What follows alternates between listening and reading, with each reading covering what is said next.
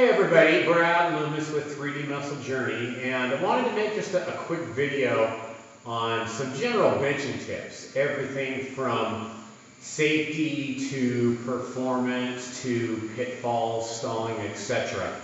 that I hope will help a lot of people out there from the beginner to the novice, intermediate, and then all the way up to maybe even the advanced, even though I'm hardly what I would consider an advanced lifter.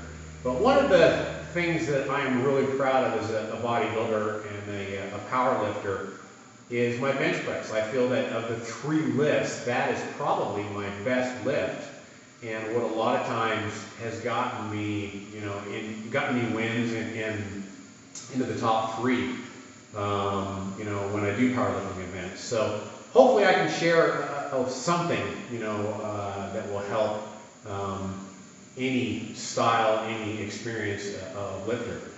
One thing that I do all the time, especially on my maximum effort days, which is something I'm doing today, is I like to bench in a cage. And I feel like that is the safest way to do maximum effort bench pressing.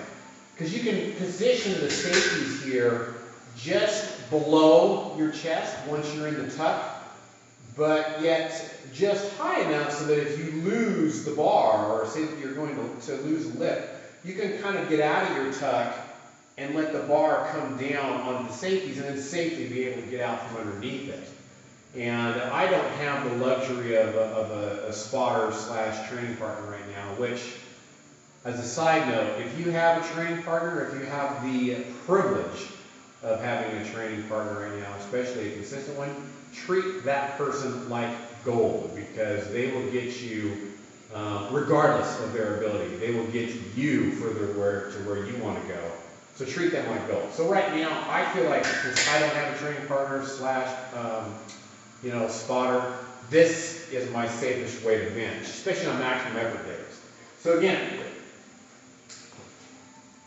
get into my tuck. Right now, my chest is well above the safeties, so I can bench and not hit the safeties just like I normally would.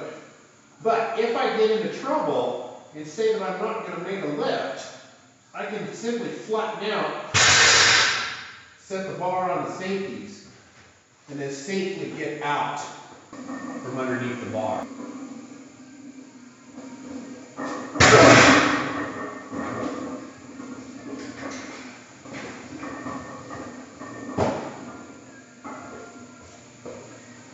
One of the things that I hear a lot of questions on YouTube, not only on our page here at 3D Muscle Journey, but just very strong power lifters, is I see a lot of people making comments or alluding to how bad the arch in their back is and how they shouldn't be doing that, and that's bad for their back.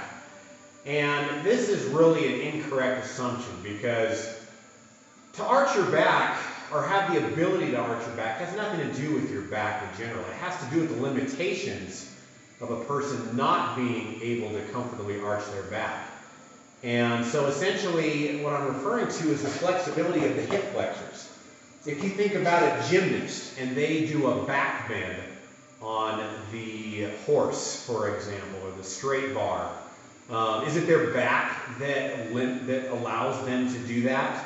No, it's not. It's the flexibility and the range of motion that's in their hips and in their psoas muscle and in all those muscles that are in their guts that you don't even see. Those muscles are flexible enough for them to be able to bend those vertebrae around in that 90-degree angle like they can and have the ability to do, pain-free.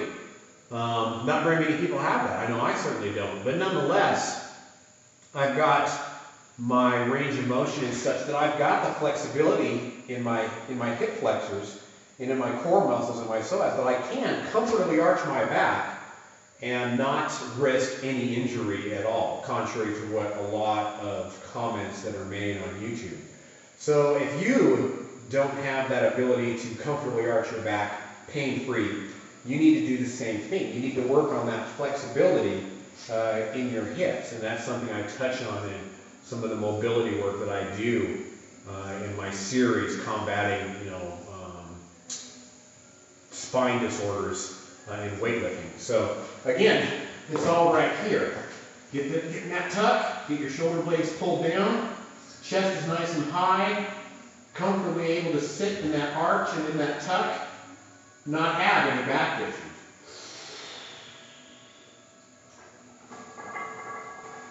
All right, sorry I had to put my spectacles on. My contact lenses were disturbing me.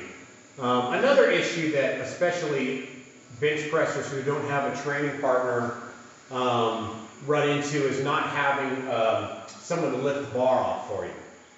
And although I will say that it helps tremendously, it can add as much as 5 or 10 pounds onto your bench press, it's not absolutely mandatory to have a lift off to get 90, 95, even maybe your max bench off of the cage. You just have to basically be careful and know how to keep your shoulders packed and in their sockets as you lift that bar off. You never want to have your shoulders up by your ears. Ears are shoulder poison, as I was taught in the RKC School of Strength. So you just have to make sure that as you're lifting that bar off, the whole time you're doing that, you're using your lats and actually feeling like you're bending that bar as you bring that weight off.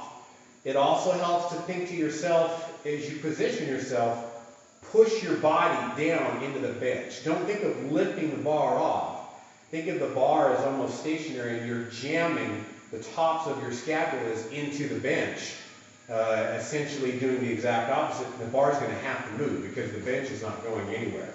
Then as you lift that bar off, flex your lats and pretend like you're bending that bar as you bring that bar into position. So once again, get your tuck, jam the top of your scapulas into the bench. As you lift off, bend that bar.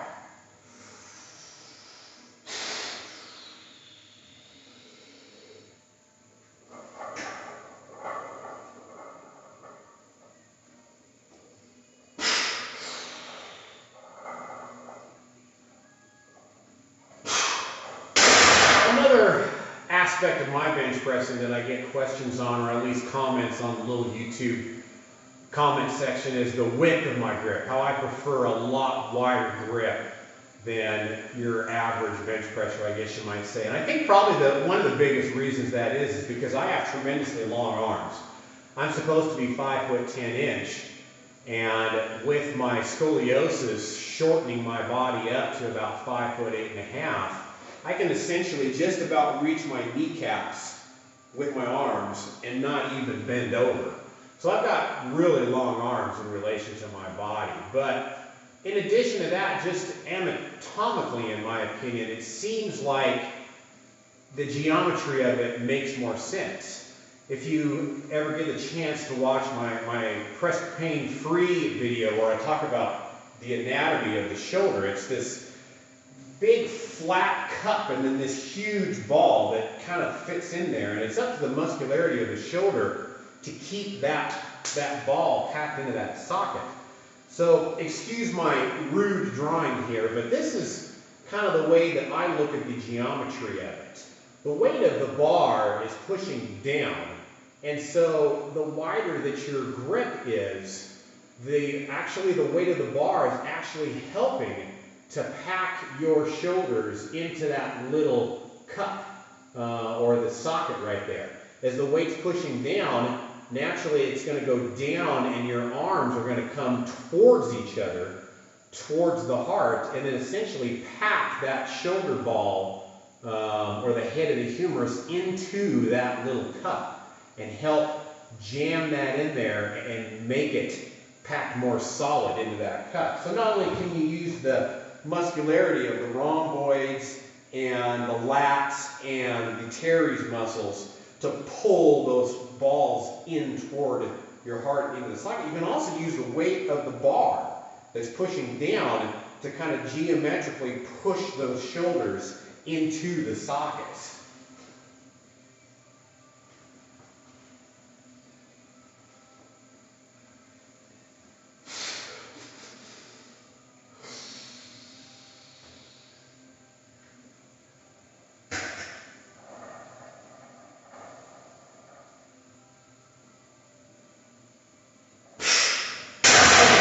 last tip I can think of before I end this video is just wrist support.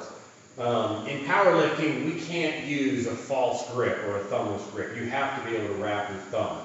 And as a few powerlifters have found out, that when you wrap your thumb, it feels a whole lot different. And a lot of times, your wrists end up being the weak link. So I like to use wristbands that just give your wrists a little bit more support. You see powerlifters use the Inzer wraps all the time.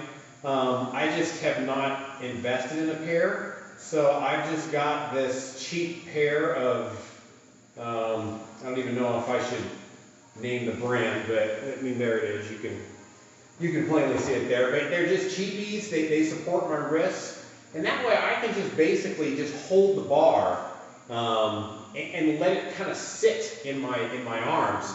And then that's one less thing I need to think about. I can focus on tightening up my lats and packing my shoulders, keeping my chest high, driving my feet into the floor and keeping everything tight, and not have to worry so much about my grip or, squeezing the bar with my hands. I can really focus on, the important things that I touched on in this video here.